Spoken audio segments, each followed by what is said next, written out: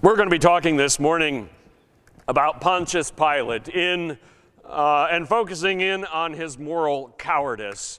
Cowardice is a theme that we often see played out in pop culture, in movies, in television, in books. And of course, Shakespeare has Julius Caesar famously say, "Cowards die many times before their deaths. The valiant never taste death but once." And so I could have highlighted a number of those, and a couple of them, of course, come to mind from my youth watching Back to the Future and seeing poor George McFly afraid of Biff until, of course, climactically at the end of the movie, he changes the history and stands up to the bully. Or more recently, the true story in Hacksaw Ridge of Desmond Doss, a conscientious objector who served as a medic and was harassed quite a bit by his fellow soldiers for being a coward, until, of course, he saved many of their lives and risked his own many times in battle. Or, to pick another one of the movies from the 80s that I remember well, the character of Chosen from Karate Kid 2, who is the bully and acts all tough, and then in the storm is afraid to go out and does not act with bravery. But the one that popped into my mind was one from my youth. And you young people may not understand this, but back in the day, when riding in a car with our mom or dad, we had to listen to what they wanted to listen to. We didn't have our own personal device and our own headphones. We were stuck with what mom and dad wanted to listen to. And in my case, that often meant the Kenny Rogers Greatest Hits tape that my dad had, and we listened to many, many, many times. I can still sing for you if I wanted to, many of the songs off that, or my mom's Oak Ridge Boys tape. Those two quite famous in my youth. One of the songs from the Kenny Rogers tape was, of course, "Coward of the County."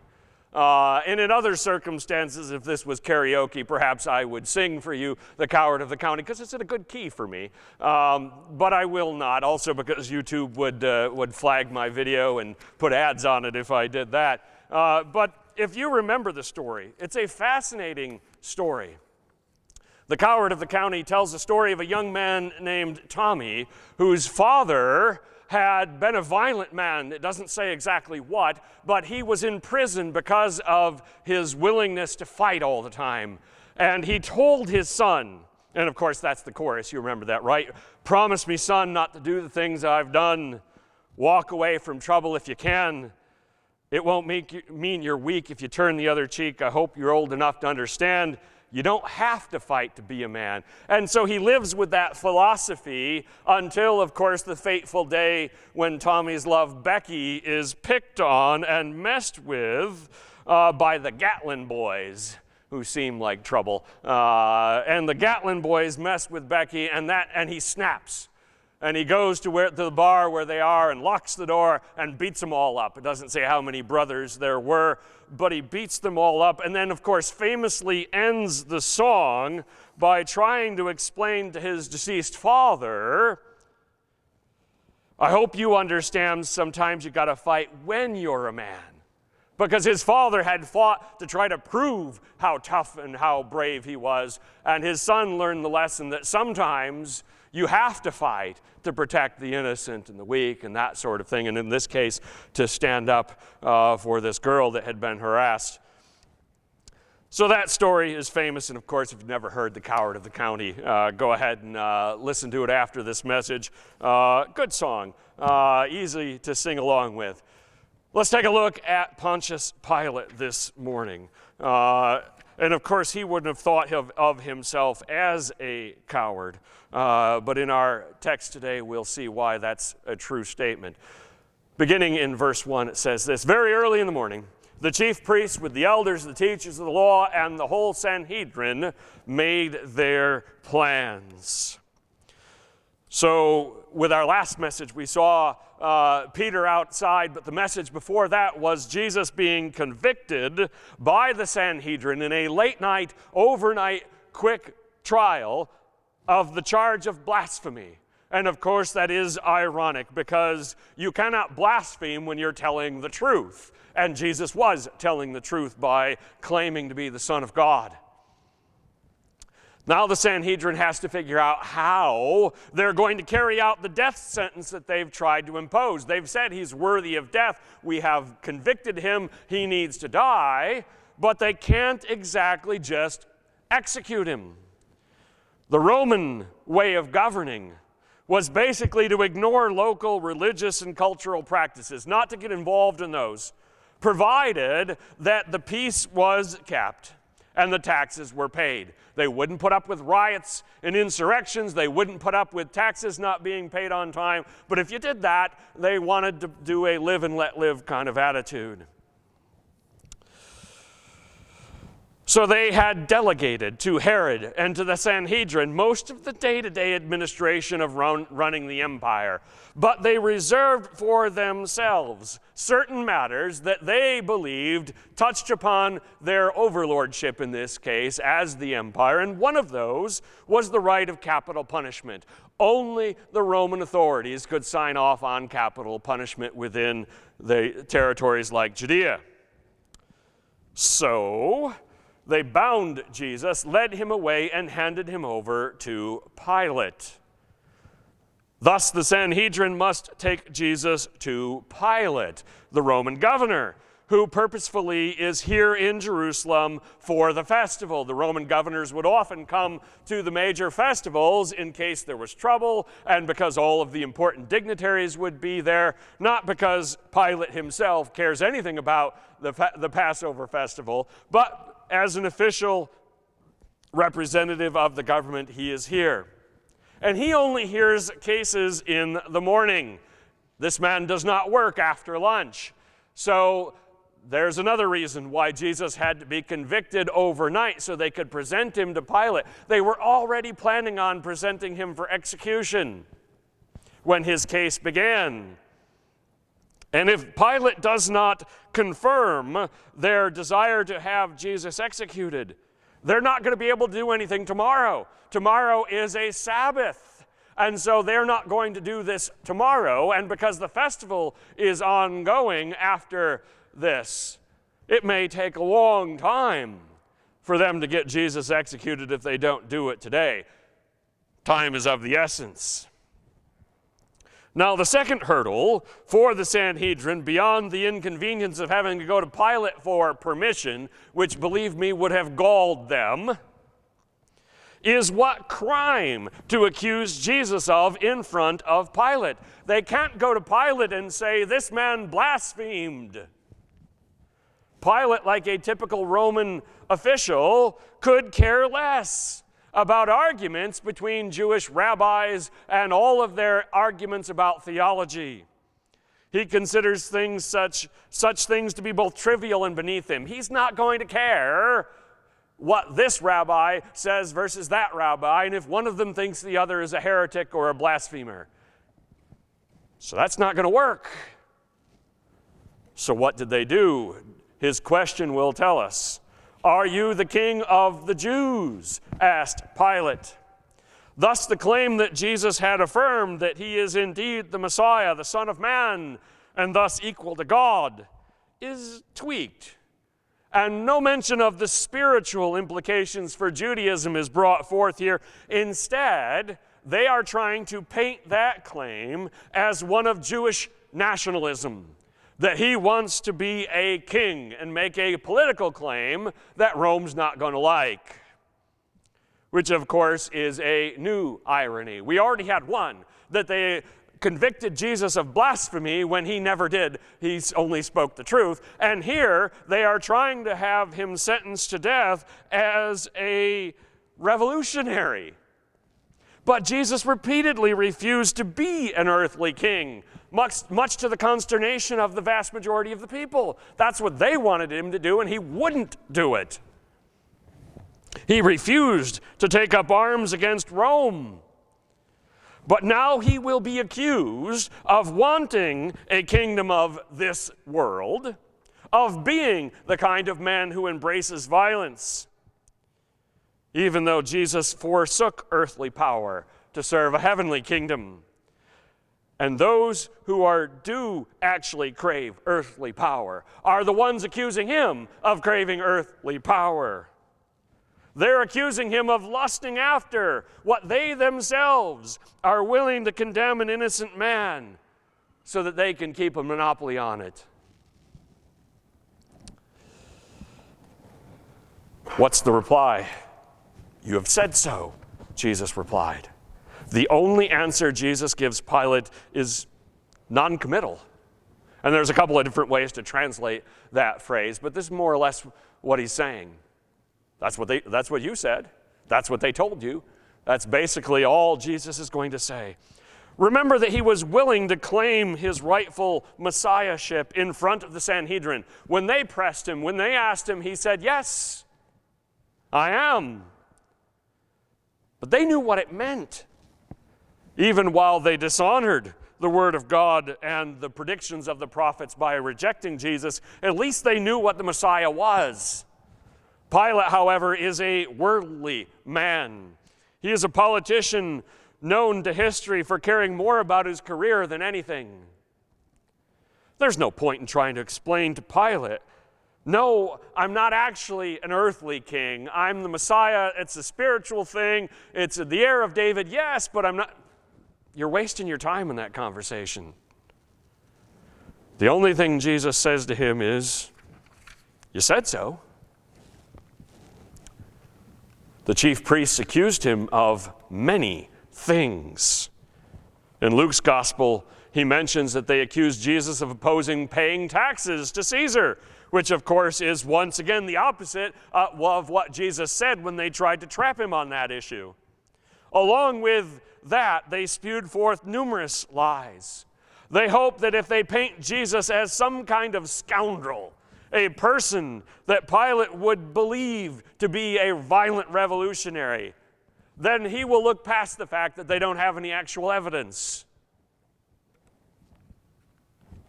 So again, Pilate asks him, aren't you going to answer? See how many things they are accusing you of.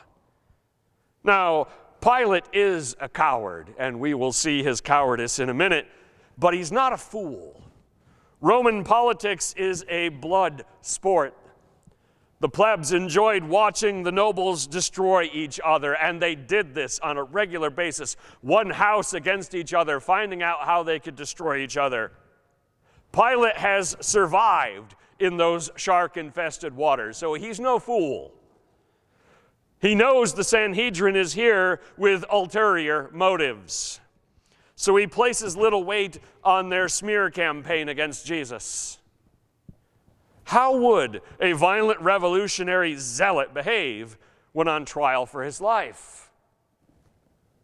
Well, Jesus made no reply, and Pilate was amazed. It's not easy for us to ignore lies told about us, right? Even if those are just misunderstandings or lies or whatever on social media, it's hard to let your reputation be smeared and not say something. Imagine keeping quiet in a court of law when witnesses are lying about you and saying nothing in response. That wouldn't be easy. Jesus' reaction here to these lies is so foreign to Pilate's own attitude, to his own way of thinking, that it's blowing his mind. He's like, what is this guy doing? That doesn't make any sense. I don't get it. He doesn't understand who Jesus is or what Jesus' purpose is, which of course is no surprise. If you took the time to explain to him that he is the Messiah and he is here and on a mission of self-sacrifice on behalf of sinners, that's not going to help. Pilate's not going to get that. He can't possibly comprehend who Jesus is and what he's here to do. So he's going to give up on trying for a minute and try something else. Now it was the custom at the festival to release a prisoner whom the people requested. So Pilate is confused. He's hoping to buy some time to sort out, who is this man? What is he up to? Why do they hate him? He doesn't get it. So Pilate now turns to a custom of public clemency This is an escape hatch, he thinks. It's the custom here and elsewhere in the empire, and other kingdoms have done similar things to this in history. You release one prisoner periodically, whether it's yearly or timed to some special event, especially one that the people want. Let them choose that person. It doesn't really affect your overall justice system, right? If one person goes free from time to time, it's not going to really mess with the statistics. But it will have a big impact on the people, for whom those moments of clemency are sort of a release valve, right? The province of Judea is a bubbling cauldron of resentment and anger, and if you don't let off the steam from time to time, it will explode in revolts, and of course it has and will continue to after Jesus' time here. So it's not surprising that Pilate would be willing to do something like this, and we're told it was customary for him. A man called Barabbas was in prison with the insurrectionists who had committed murder in the uprising. Interestingly enough, historians don't note this uprising, in part because there were so many of these little, easily crushed uprisings that after a while you don't mention them. And we know nothing about Barabbas beyond the fact that he has some sort of revolutionary zeal. That's the thing they accused Jesus of having. Barabbas is the actual person that the Sanhedrin is claiming Jesus is.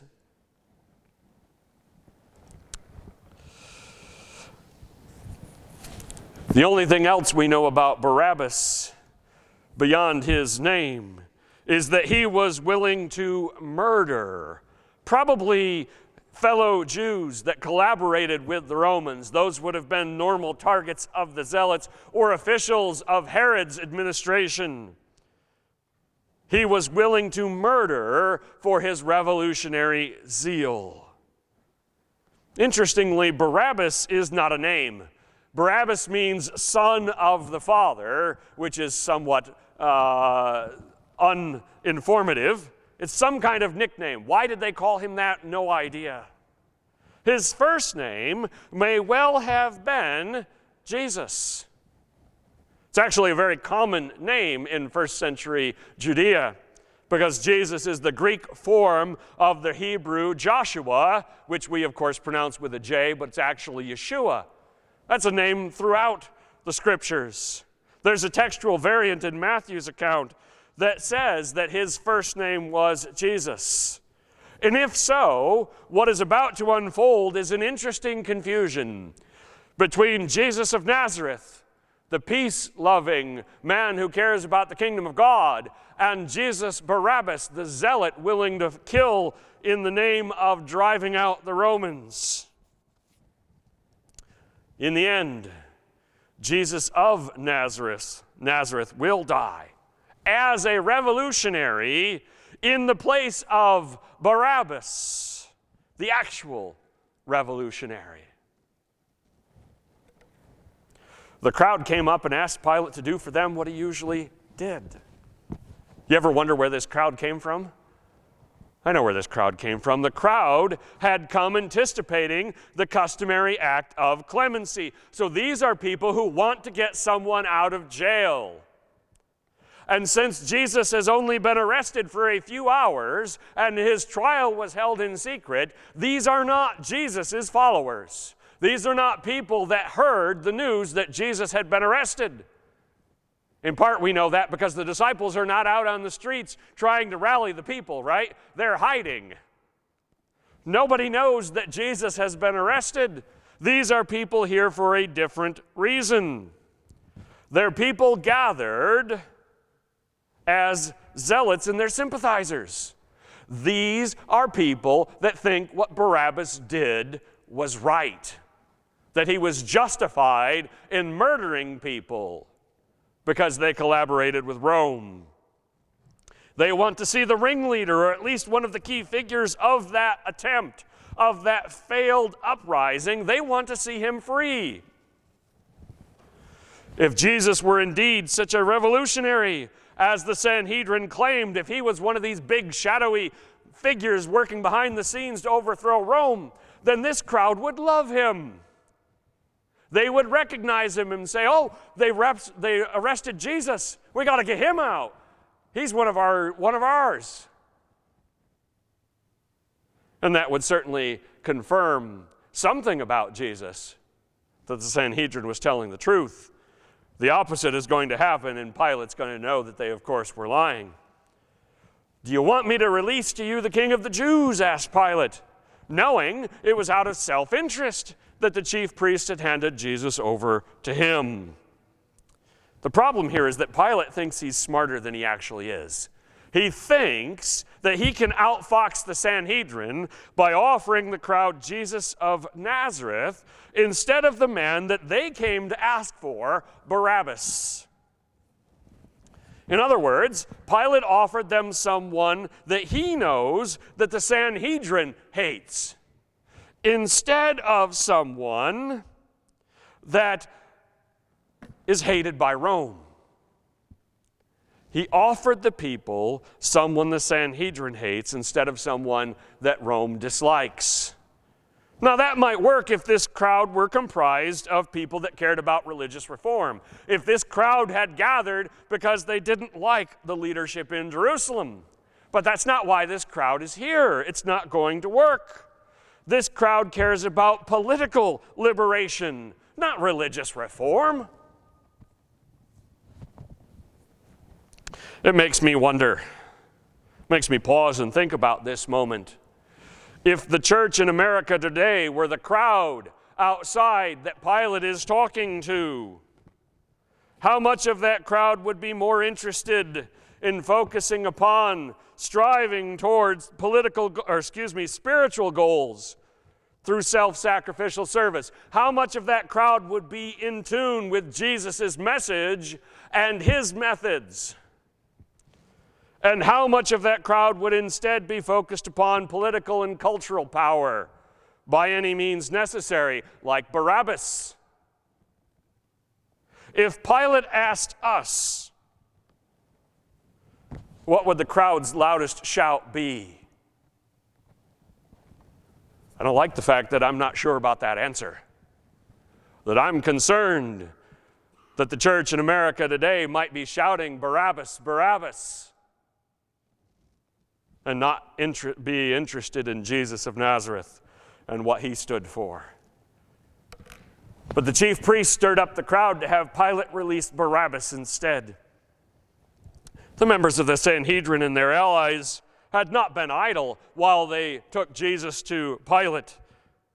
They perhaps anticipated that Pilate would cop out and go to the crowd, and so they had already gone ahead and fired up this crowd and reminded them of their nationalistic fervor on behalf of Barabbas. It's not actually that hard to convince people to do what they already want to do, right?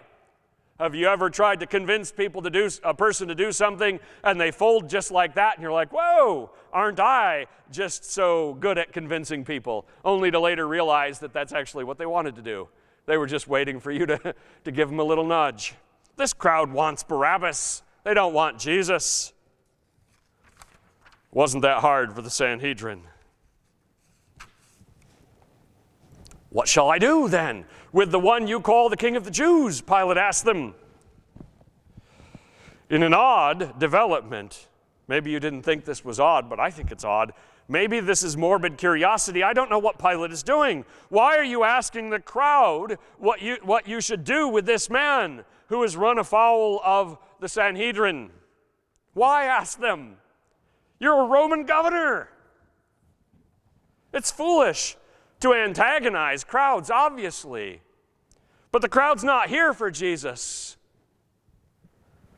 Riots look bad, and obviously he wants to avoid a riot, and that will be his thinking later. But at this point, why are you asking them? Why not turn around and go back into your palace and talk to the Sanhedrin's leaders again? And say, all right, well, that didn't work. Let's talk more about Jesus. What are you doing, Pilate? I think perhaps Pilate was looking for an excuse to show some backbone. He was looking to get the crowd on his side. Maybe the crowd would say, release him too. And then Pilate could say, hey, sorry, Sanhedrin, I'm just that nice a guy right now. I'm going to let 2 go free. And he could blame the crowd. Well, it's not like I was against you, I was listening to you, but the crowd. That's one way to try to lead. Crucify him, they shouted. This response from the crowd, of course, is horrific.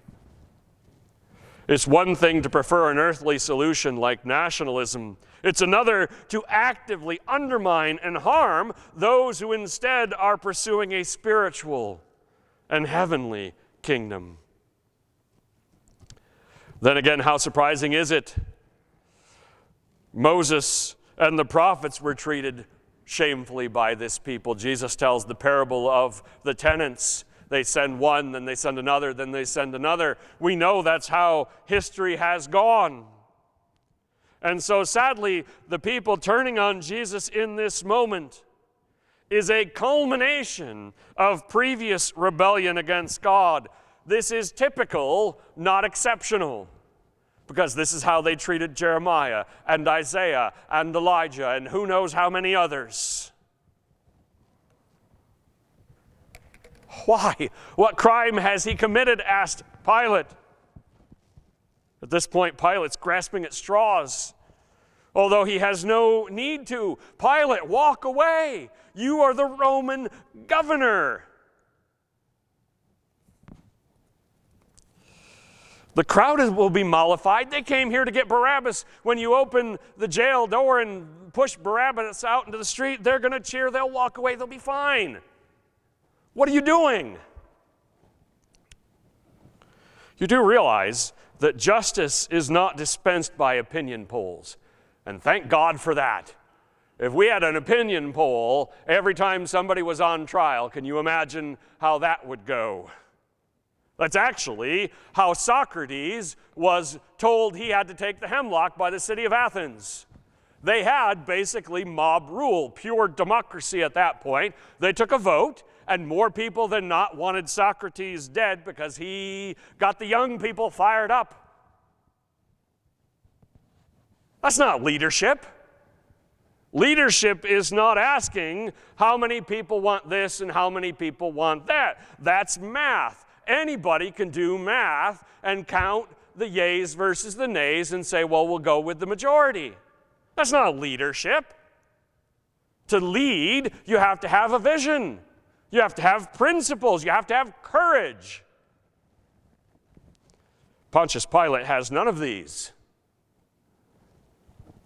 So what's he going to do? But they shouted all the louder, crucify him. At some point, Pilate starts saying to himself, go with the flow. If you can't beat them, join them. Live to fight another day. There's a reason why we have a lot of these phrases. Of course, they're also all forms of surrender to the weight of numbers. They're all lifting up a realistic viewpoint. At some point, Pilate just says, got to be realistic. The people don't want him to live.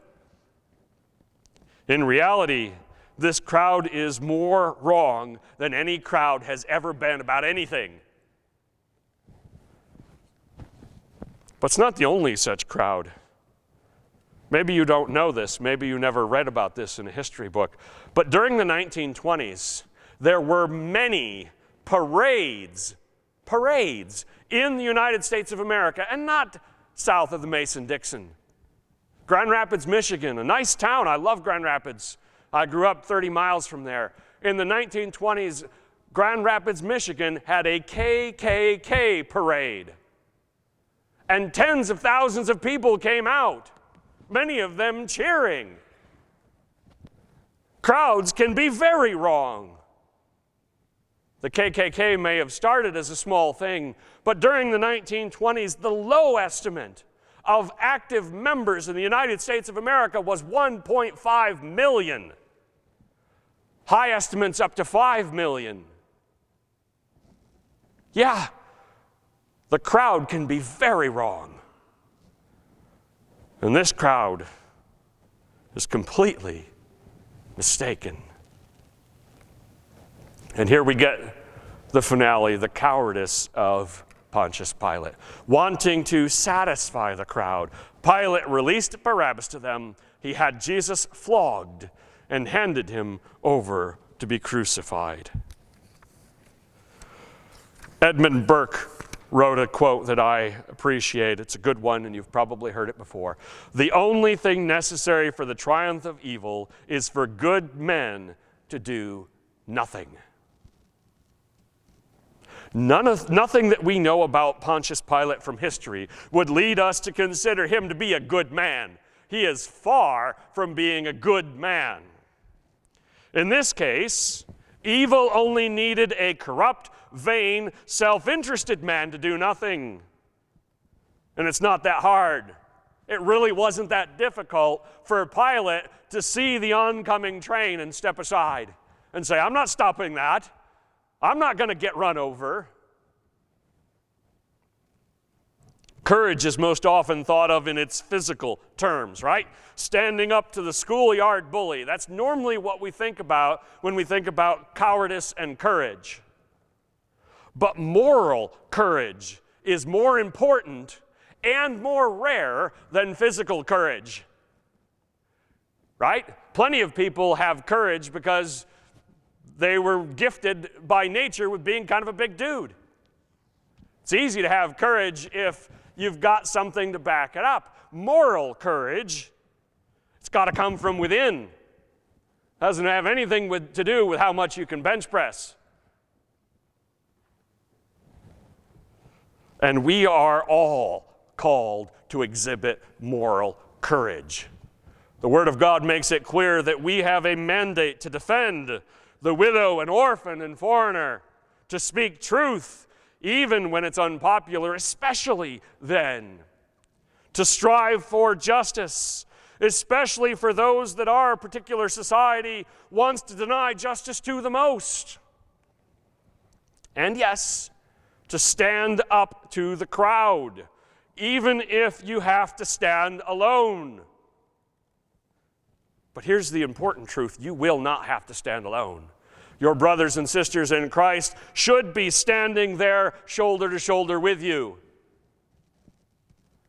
Pilate was a coward, a moral coward. To defend this innocent man would have cost him something. He wasn't sure what, but it would have cost him something, at least potentially, and that was enough. That was enough for him to walk away. Two thoughts of application from this text. Number one, the crowd that ended up shouting, "Crucify him," had assembled to try to set a murderer free because he had killed people in a cause that they supported. It wasn't really a long trip from there to shouting, "Crucify him," about Jesus. And secondly, and most importantly, the question for us today: what moral courage is God asking us to embrace? Where are we being called to put right over might, to put principle over what is popular, to put truth over convenience? No, seriously, think about that, because that is the important question. Where are we being asked to show moral bravery? Our closing song is